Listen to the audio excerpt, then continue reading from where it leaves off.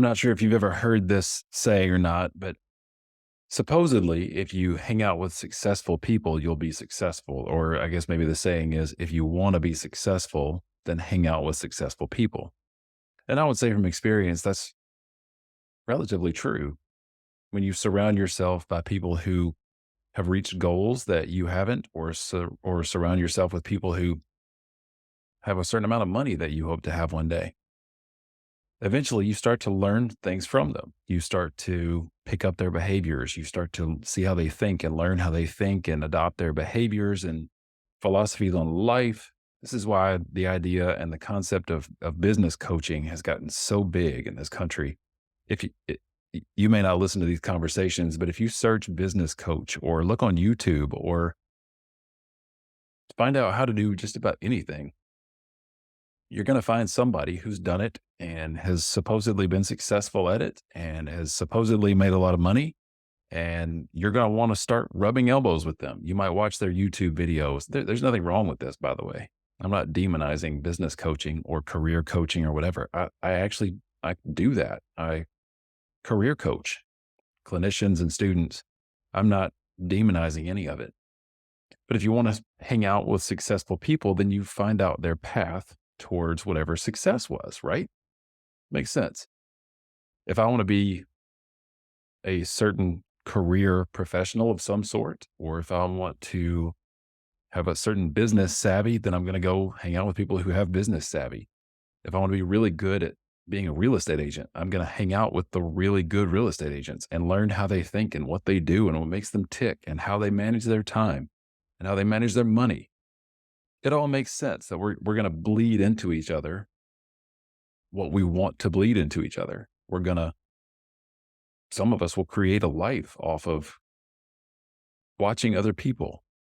For me, this was really, really clear, I guess, when I was transitioning from being a healthcare clinician. I'm a PT, and I got into teaching, and then I started realizing the way I teach, I don't really know the skill. I'm just teaching like the people that I saw do it, and modeling the behaviors of people that came before me, the people that taught me.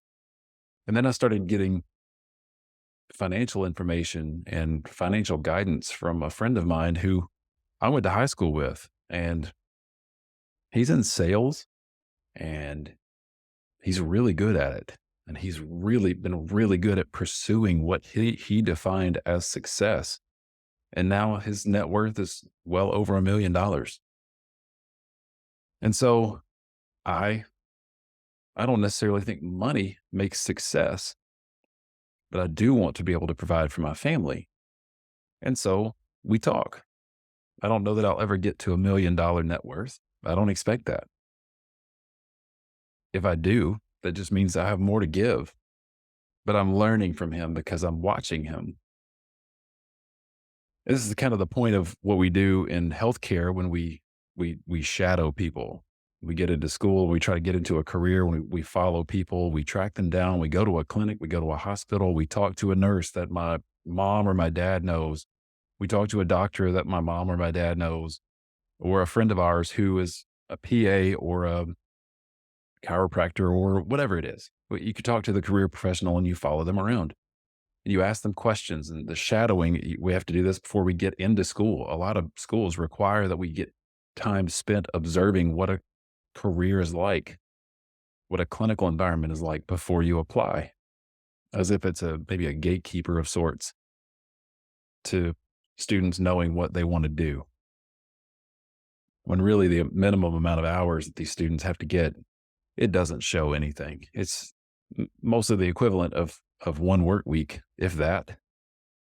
COVID kind of flipped that up because clinics were trying and hospitals were trying to have as few people as possible on site. And so the number of hours was even less. And so now we're into an environment where students have less experience. They're not really fully understanding what drives a clinical environment or a healthcare career. They don't know what it costs. They're not hanging out with the people who actually know it and understand it.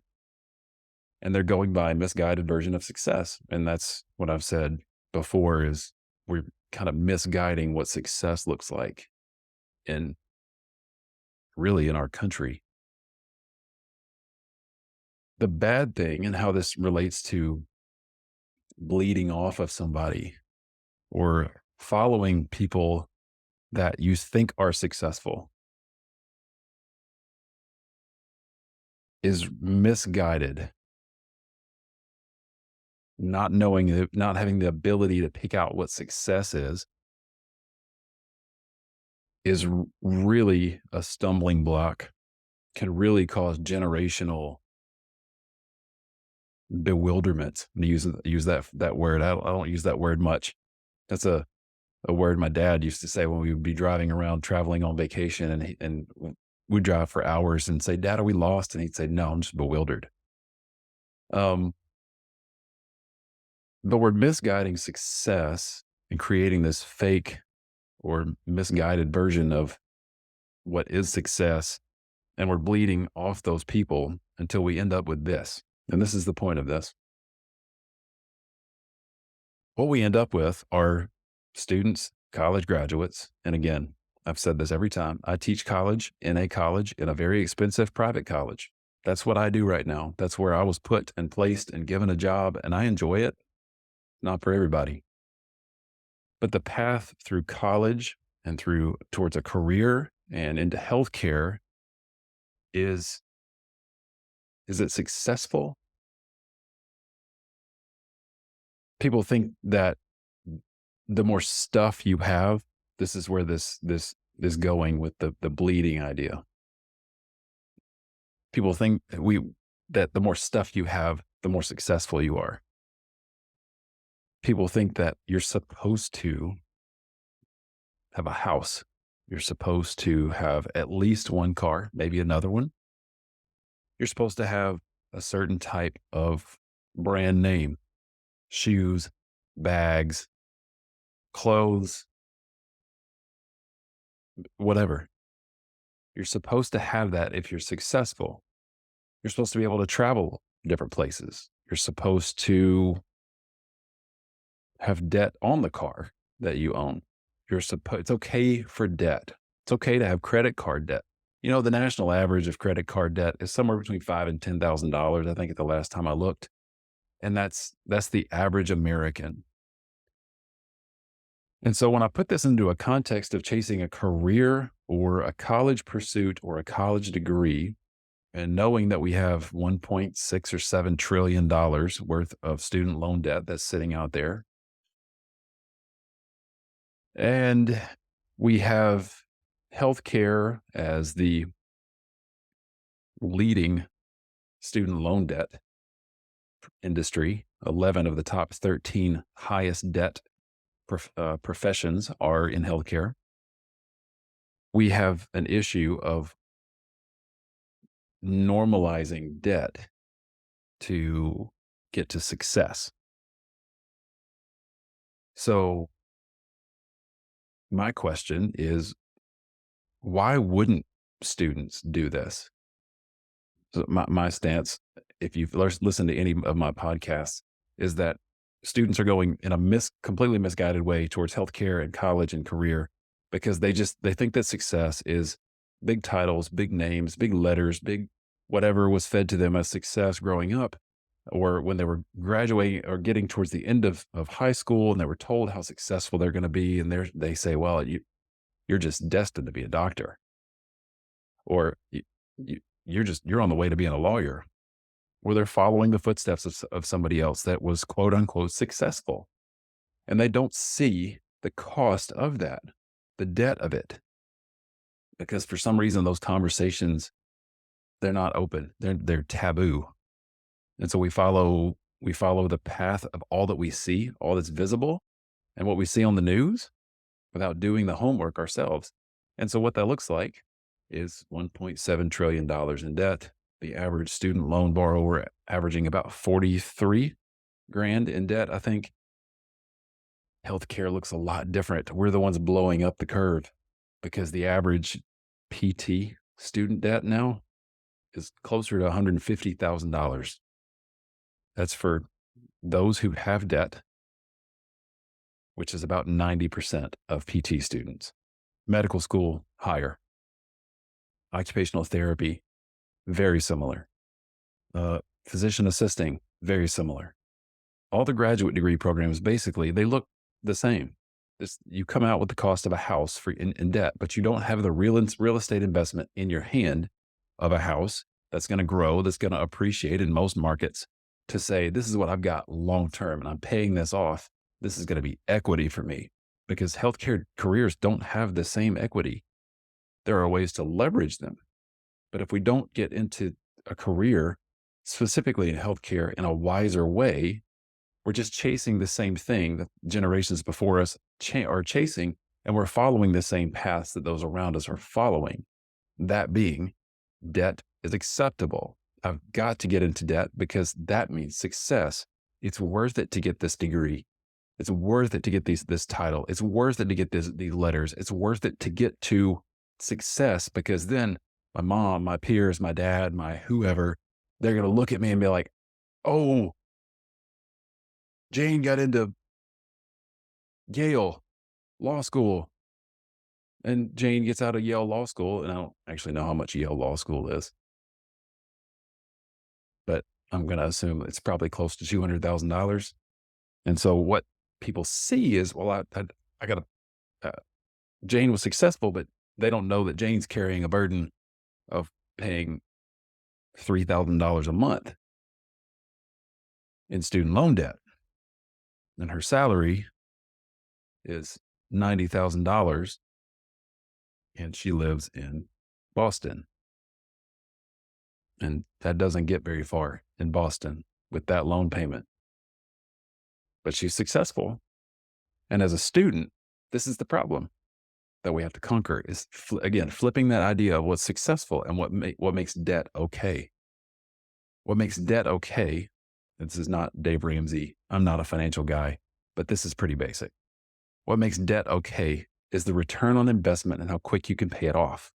So, Dave Ramsey principle, buy a house, 15-year mortgage, not a 30. 30 is normalized because that means I can buy more house. Car payment, do a 7-year, 84 months. Pay for this thing for 7 years, and by then it will be almost worthless depending on the car. But just get as low a payment so you can afford the bigger car.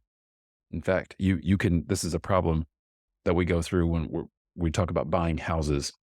We talk about it with my wife and I talk about it with our kids.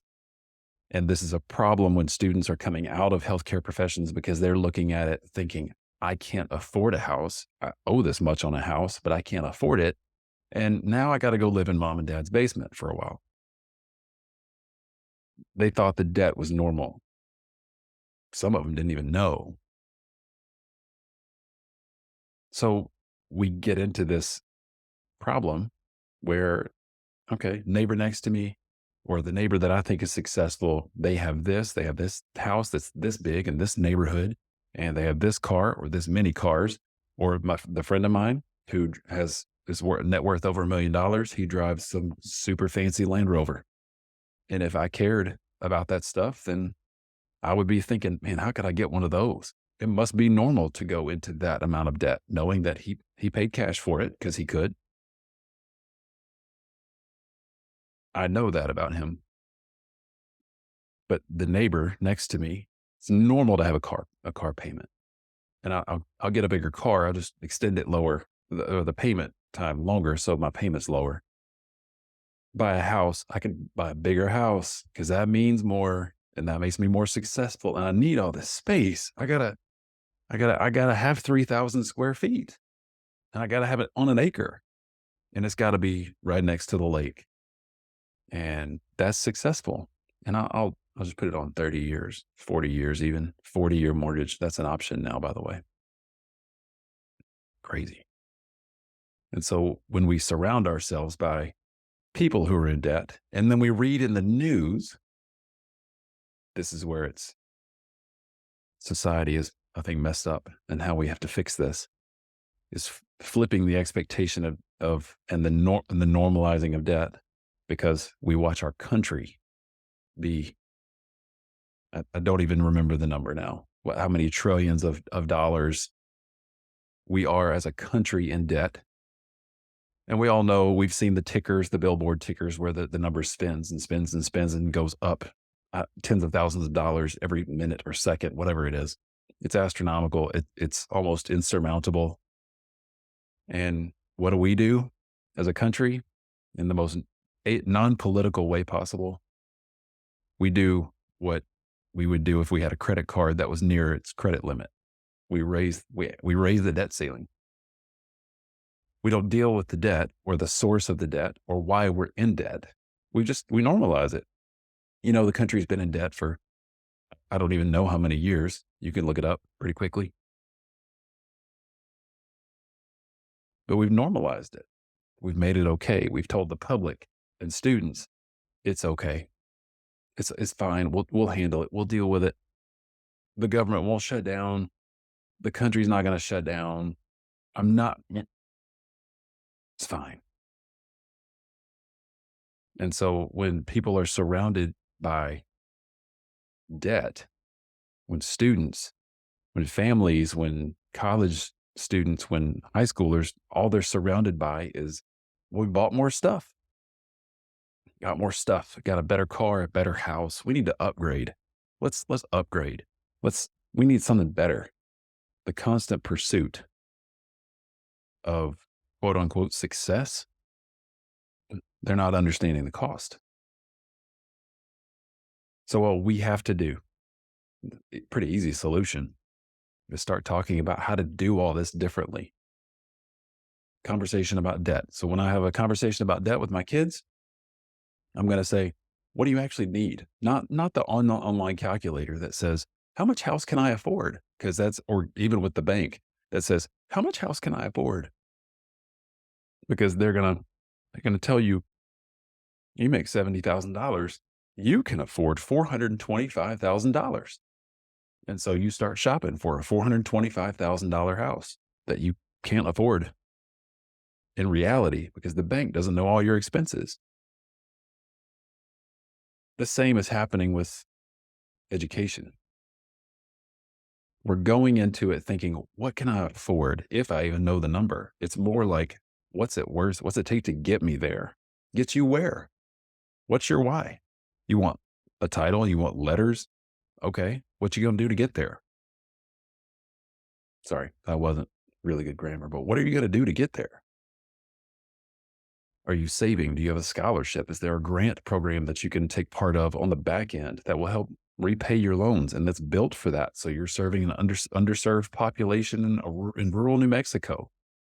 These programs are out there, but we're not having the conversations about debt and denormalizing. Can I say that? Denormalizing what debt is.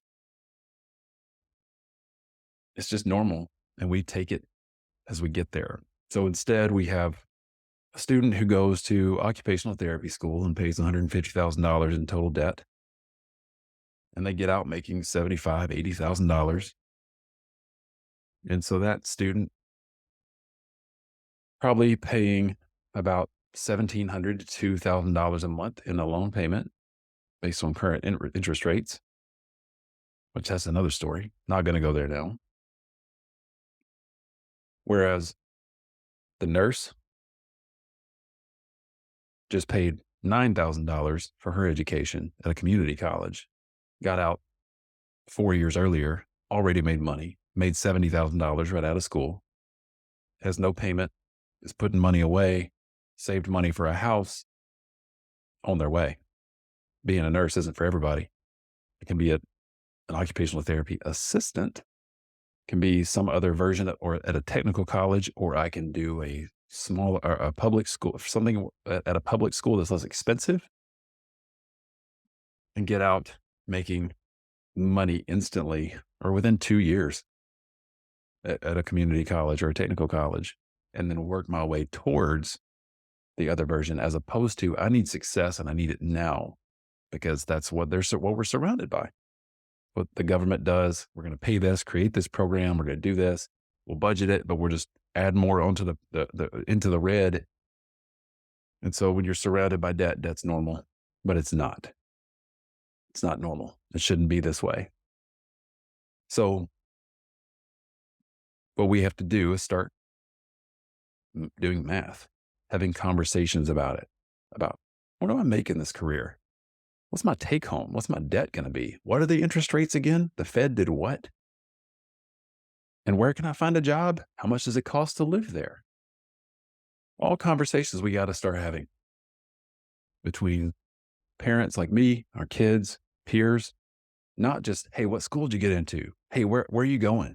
Where are you going to live? Dude, it's going to be awesome to make six figures when I'm out of school, which, by the way, uh, recent news showed that college graduate expectations of salary was off by about 35%. I believe the expected number was $84,000 for most college graduates getting out of college when the reality was $58,000. That's a big difference. So we have to talk about real expectations and know what we're doing. We got to do better. I say that every podcast. We got to do better. We shouldn't be normalizing debt. Thanks for being here on the Project 2 Million podcast.